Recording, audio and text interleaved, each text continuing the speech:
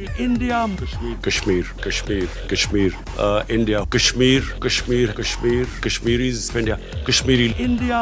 आपने सबसे पहले घबराना नहीं। दिल्ली जिसके ख्वाब देखे जाते थे, वो जिसके नाम का सुरमा हमने बड़ी चाव से अपनी आंखों में लगाया था, लेकिन एक तवील अरसे तक उस सुरमे ने हमारी आंखों में महज दुखन के अलावा और कुछ भी नहीं दिया, और अब करीब था कि बीनाई चली जाती।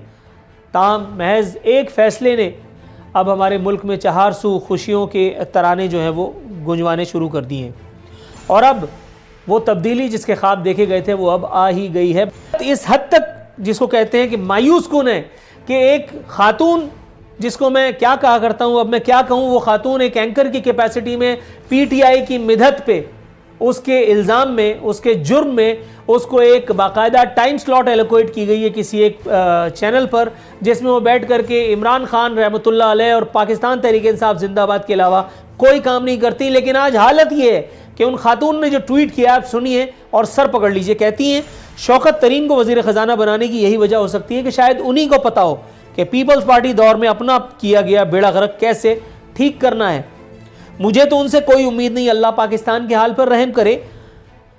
अच्छा, ये वाहिद खातून नहीं है, ये वाहिद आदमी नहीं है, ये वाहिद शख्सियत नहीं है जिसको पाकिस्तान की हालत पर रहम आ रहा है। रहम सबको आ रहा है, नहीं आ रहा तो वज़रा को देखिए। एक वज़ीर से उसकी रोज़ी क्या करवा रही है। कहते हैं मेरे ख्याल में तब्दीलियों की वजह परफॉर्मेंस है। ये वो मौसूफ हैं जिनके बारे में मैं कहा करता हूँ कि ये दुरूद शरीफ पढ़ करके और बाकायदा झूठ को सर्टिफाई करते हैं। पिछले दौर में ये रियासतों के कसूर ढूंढा करते थे क़िताल में, अब अलबत्ता चूँकि वज़ीर मुमलिकत हैं, वज़ीर फलाना है, तो अब उनको ऐसा कोई शौक़ नहीं चल रहा। थोड़ी ना कट रहे, कर दो रहा था कि आपने कहा कि 5 साल के बाद अवाम खुद पूछ लेंगे। सर, तो नवाज शरीफ में कौन से कीड़े पड़ गए थे कि खान साहब पहले ही कंटेनर लेकर के और पूरे मुल्क का चक्का जाम किए हुए थे। आरिफ अलवी साहब की वो वीडियो तो हटवाइए यूट्यूब से, जो आज सदर मुमलिकत है उन तमाम जराइम की पादाश में बाकायदा कराची को बंद करवाते फिर रहे थे। उस वजीर आजम को बाकायदा उसको उसकी हुकूमत के खिलाफ पूरे मुल्क में चक्का जाम किया होता, जिसके हवाले से मेरी रिश्तेदारी कोई नहीं है। मैंने उसको जितना क्रिटिसाइज किया है, मेरा ख्याल है वो आप भी जानते हैं, अगर आप उससे मुनहरिफ ना होने चाहें तो। सर काइंडली जरा ये भी बता दिएगा कि 5 साल बाद हम में से कोई बचेगा जो खान साहब से पूछेगा भाई ये क्या किया। और इसलिए जो है वो मुझे 5 साल तक सिर्फ यही लॉलीपॉप देते रहेंगे कि सब्र करो, सब्र करो, सब्र बड़ी चीज है। आज रात को चांद निकलेगा, कल सुबह को ईद है। मतलब इनकी ईद तो हर रोज शब बारात और हर रोज ईद है इनकी। मतलब सत्यानाश, बल्कि सवा सत्यानाश तो हमारा हो रहा है ना। कुछ काइंडली जरा इजाफा कीजिएगा मेरी नॉलेज में।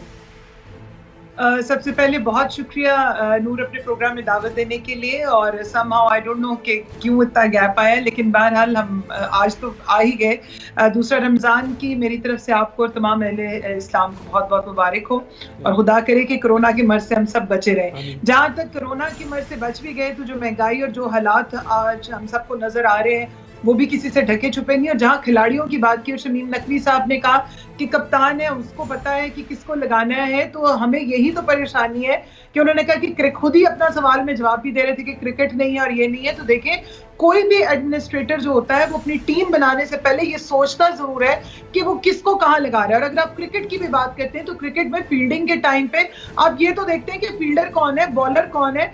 अब ये तो नहीं होता ना कि एक बंदा जिसको बॉल खेलनी नहीं आती आप उसको बॉल पकड़ा रहे हैं।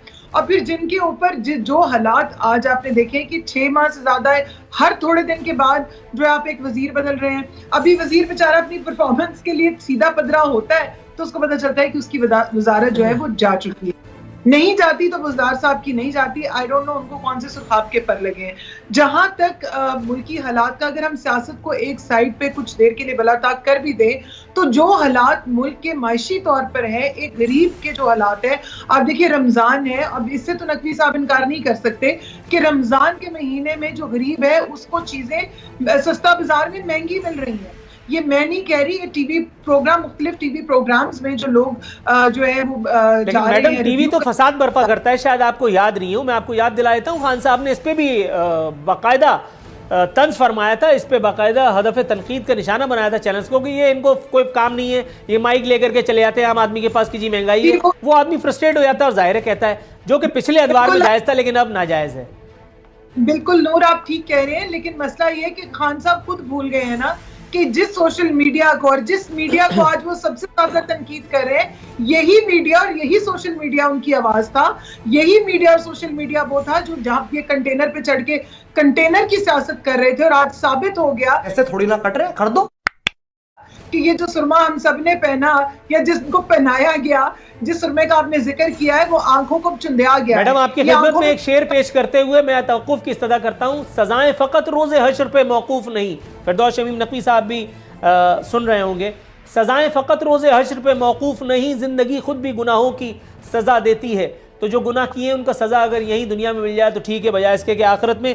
सर, आपको तो पता है मैं आपको कितना पसंद करता हूं। आप जरा जल्दी से मुझे ये बताइए कि ये पाकिस्तान को चौथा वजीर खजाना जो आपने मरहमत फरमाया है, वो भी महज 3 साल के कलील अरसे में। सर, जाते जाते अगले 2 साल में 3-4 वजीर खजाना के नाम और कोई शॉर्टलिस्ट कर रखे कि जब ये वाला जाएगा तो इसके नाम अमाल की फलां से आई हम बताएंगे, ये इतना खुदा न खास्ता बदकिरदार था, ये इतना इनकॉम्पिटेंट था, इसने ये कर दिया, उसने वो सवा सत्यानाश कर दिया, इमरान खान के विजन के मुताबिक नहीं परफॉर्म कर पाया। जैसा कि हफीज शेख के जाने के बाद आपने बताया, हालांकि उनके इलेक्शन हारने के बाद, सेनेट के इलेक्शन हारने के बाद भी इमरान खान साहब ने उनकी पीठ थपथपाई थी और कहा था कि बच्चा काम जारी रख।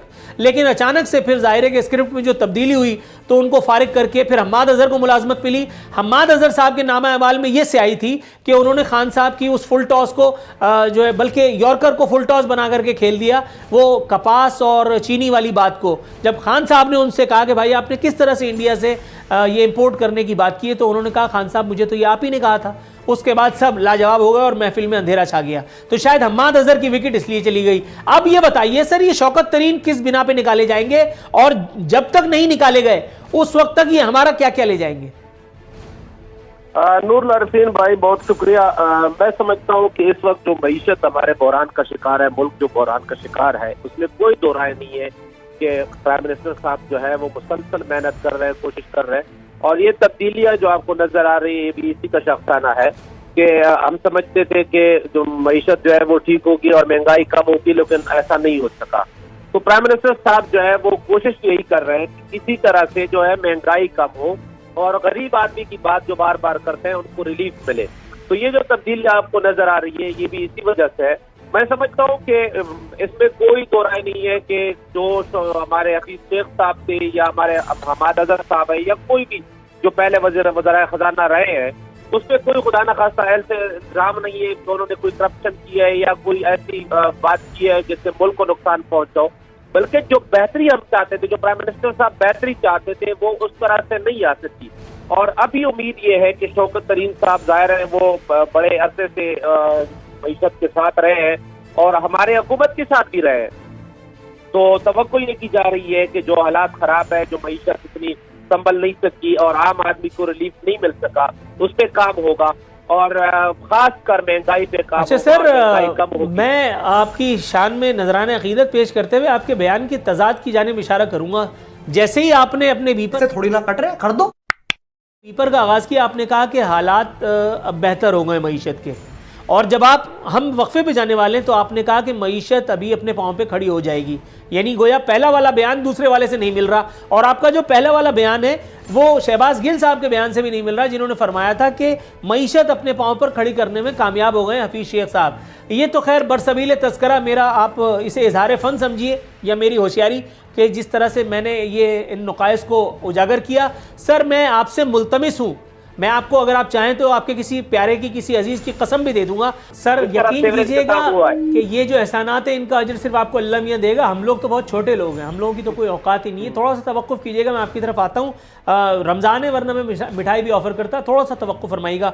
जी डॉक्टर साहब, आपने देखा आप लोगों की नाअहली का खुमियाजा पाकिस्तान तहरीक इंसाफ को और कौमी ख़जाने को भुगतना पड़ रहा है। अगर आप लोग थोड़ा सा काम कर देते कराची में, कराची वालों में के लिए, तो फिर थोड़ा सा जो है वो इन लोगों को भी रिलीफ मिलता, पाकिस्तान तहरीक इंसाफ के एमएनएस को। खैरपुर में, लाड़काना में, नौशेरो फिरोज़ में और पता नहीं कहाँ कहाँ जो हमारे ही सूबे के हिस्से हैं, हमारी भाई लोगों की जगह हैं, लेकिन आपने वहाँ पे यूसी में कोई एक सड़क बनाते हैं और उसके बाद मुर्तज़ा वहाब, सईद गनी, नासिर शाह उसको ट्वीट करके एहसान जतला रहे होते हैं कि देखो हमने कौम के ऊपर एक और एहसान फरमाया। कराची में जो कि इनकी वजारतों का मस्कन है, जहाँ से इनकी गाड़ियाँ हमारे सीनों पर चढ़ करके दौड़ती हैं, वहाँ इनको पता नहीं कि बारात कहाँ जा रही है। जरा ऐसे थोड़ी ना कट रहे, कर दो,